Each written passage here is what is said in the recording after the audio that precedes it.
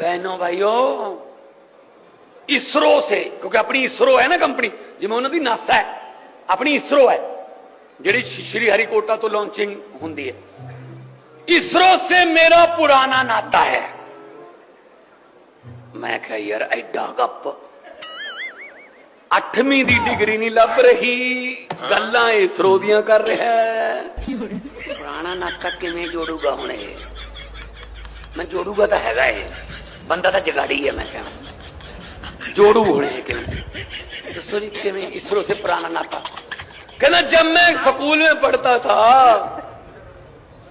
पढ़ाई में मेरा हाथ तंग था, 3री 4री कक्षा में पढ़ता था, जब मैं स्कूल जाता था तो टीचर कहता था अब तू इसरो में बैठ, अब इसरो में, इसलिए इसरो से मेरा पुराना नाम।